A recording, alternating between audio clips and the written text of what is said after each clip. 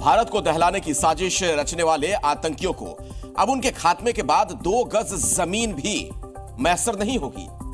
कोई नमाज़े जनाजा भी नहीं पढ़ेगा।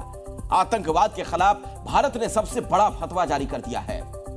ऑल इंडिया इमाम ऑर्गेनाइजेशन के इमाम ने यह कह दिया, आतंकियों ने भारत का बहुत खून बहा दिया, इसीलिए अब फतवे से उनका हिसाब किया जाएगा। आतंकियों के जनाजे की नहीं पढ़ाई जाएगी नमाज। कोई भी इमाम, कोई भी आतंकवादी मारा जाएगा, उसकी जनाजे की नमाज नहीं पढ़ाई जाएगी। दहशतगर्दों को नहीं मिलेगी 2 गज जमीन।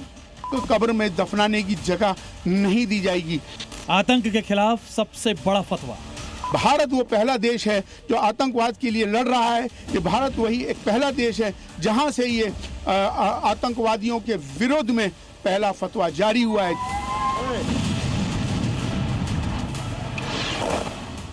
भारत को दहलाने का नापाक मंसूबा पालने वाले आतंक के आका कान खोलकर सुन लो। हिंदुस्तान की सेना चुन चुनकर तो अंत करेगी ही, लेकिन खात्मे के बाद ना तो कोई मौलवी जनाजे की नमाज पढ़ेगा, ना ही दफनाने के लिए जगह मिलेगी। बेगुनाहों का खून बहाओगे तो मारे जाओगे।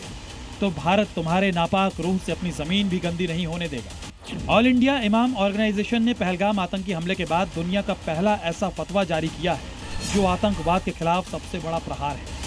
ये विश्व का पहला फतवा है जिसके अंदर ये साफ तौर पर ये बता दिया गया है कि कोई भी आतंकवादी का जब मजहब नहीं होता तो उसकी जनाजे की नमाज भी नहीं पढ़ाई जाएगी।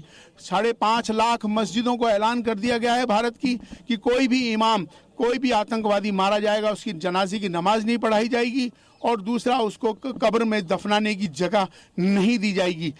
ऑपरेशन सिंदूर के जरिए भारत ने पाकिस्तान और पीओके के 9 आतंकी ठिकानों को मटियामेट करके बेगुनाहों की हत्या का बदला ले लिया है। अभी हाफिज सईद या मसूद अजहर का भी नंबर आएगा। इसके लिए फतवा जारी हो चुका है। अगर उसने या उसके दहशतगर्दों ने भारत की तरफ नजर की तो 72 हूरें नहीं, ऐसी दुर्गति होगी कि दोज़ख में भी जगह नहीं मिलेगी। मसूद अजहर चिल्ला चिल्ला कर कह रहा था कि वो उसके परिवार को मार दिया गया, तो मुझे लगता है कि अंजाम उसको पता चल गया है और बहुत सारे आतंकवादी मारे गए हैं, अड्डे नष्ट हो गए हैं, जिसका डिक्लेयर पाकिस्तान ने खुद भी कर लिया है। तो मुझे लगता है कि जो बाकी जो बचे अभी और अड्डे हैं आतंकवादी, उनको भी ख़त्म करने का वक्त आ चुका है, और ख़ास तौर पर अब ये वक्त आ गया है जो पीओके है उसे लेने का वक्त आ गया है।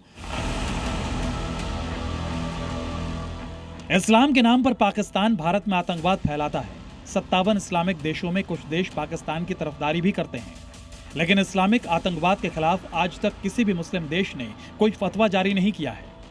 इन देशों को भारत से सबक लेना चाहिए कि जहां आतंकवाद का फन कुचलने के लिए फतवा निकाला गया है। तमाम मुस्लिम धर्मगुरुओं का मानना है कि आतंकवाद को मिटाना है तो फतवा सबसे बेहतरीन हथियार है। और मैं तो ये मानता हूं कि आतंकवादी का कोई मजहब ही नहीं होता है।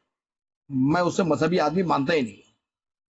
वो सिर्फ आतंकवादी होता है, खून का कारोबारी होता है, दहशतगर्द होता है, और वो किसी भी मजहब का हो, उसे हिंदुस्तान की जमीन नहीं मिलनी चाहिए। अगर वो मुसलमान है तो उसे हिंदुस्तान की जमीन नहीं मिले, देश की जमीन नहीं मिले, और अगर वो किसी और धर्म का हो तो उसके धार्मिक लोग भी उसको उसी तरह से पालन करें कि उसे जो है उसकी अंतिम संस्कार जो है इस जमीन के ऊपर नहीं होना चाहिए।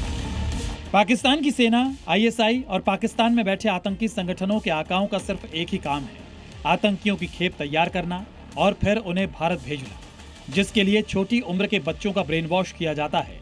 उन्हें यह यकीन दिलाया जाता है कि हर मुसलमान तकलीफ में है जिसका बदला लेना है। कुरान की आयतों का गलत मतलब बतलाकर उन्हें बेगुनाहों की हत्या के लिए गुमराह किया जाता है। आतंकियों को जन्नत में हूरों का लालच दिया जाता है।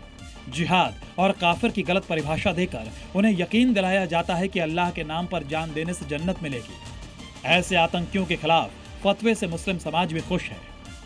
आतंकवादी अगर कोई हमारे देश को नुकसान पहुंचाएगा, कोई भी आतंकवादी होगा, तो इसके खिलाफ तो हम मुसलमान भी हैं, सारे मुसलमान इसके खिलाफ है कि उस आतंकवादी को हम अपनी जमीन पे नहीं दफनाने दिया जाएगा। आतंकवादियों का इस सरजमीन पर जगह तंग होनी चाहिए और उनको इस सरजमीन पर न जगह मिले, न दफीना हो, न उनका क्रियाक्रम हो।